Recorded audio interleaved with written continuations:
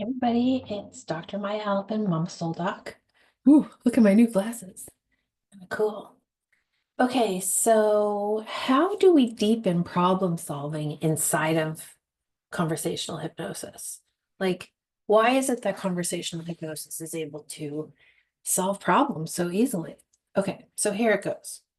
Traditional hypnosis is going to ask you something like 10, 9, 8, 7, 6, 5, 4, 3, 2, 1. You're so relaxed. Now double your relaxation. It feels so good, doesn't it? And I mean, as you can hear, that's pretty effective. Like it does help to relax with that kind of induction, approach. The problem is there are two problems. One, some people do not find that relaxing at all.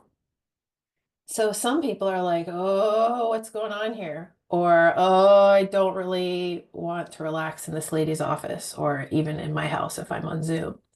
So there's a one component that just disqualifies itself, which is anybody who does not like that approach or resists that. Second problem is even when somebody relaxes, let's say they go with it, and they're like, oh yeah, it feels so good to relax now.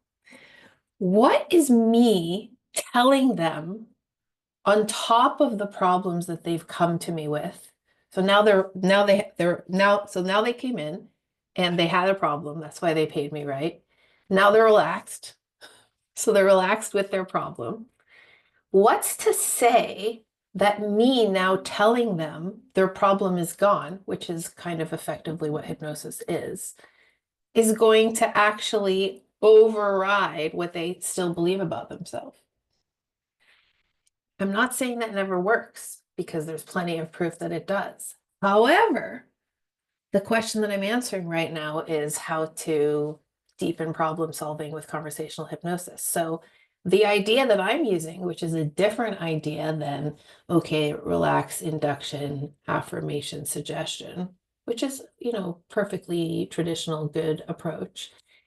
Um, the distinction I'm making is when we employ the hypnotic interview, which is actually digging into the problem. Why does the person have the problem? And then we're listening to the subconscious response and going where the subconscious takes us. So then now the problem is being unraveled in itself. That's the untying of the knots. And also the very question cycle, which asks the client to continuously retrieve information from their subconscious, is now creating the conditions of relaxation. Because that's a very well-known strategy for inducing trance, which is fractionation, going deeper and deeper into the client's mind.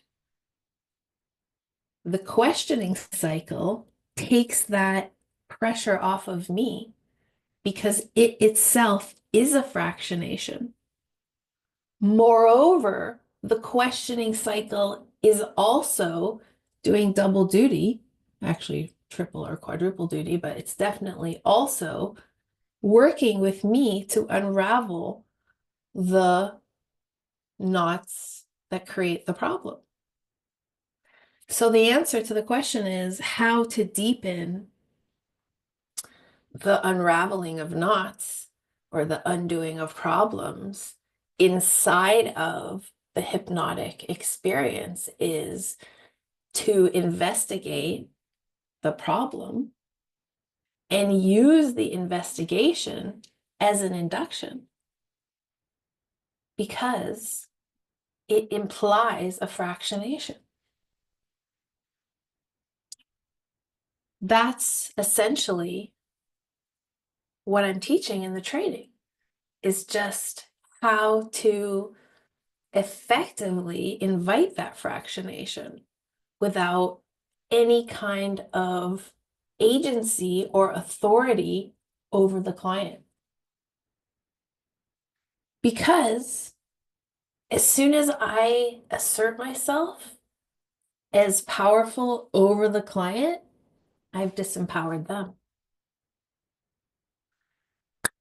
So the long story short is the way to deepen the healing experience or the untying of the knots is to not fake it and not pretend like you're doing it by starting with relaxation, but to actually allow the knots to untie. And in that process, invite the relaxation, which then obviously takes over all the work for me and creates the hypnosis, which is ultimately where the healing occurs. So the point of the training is to understand that fractionation process and to get really good at being able to notice it, invite it, encourage it, foster it, baby it, take care of it. And that's, I think, what the hypnosis eventually adds up to. If you have any questions, please let me know. Thanks for listening. This is Dr. Maya Alpin, Mama Soul Doc in Montreal, Quebec.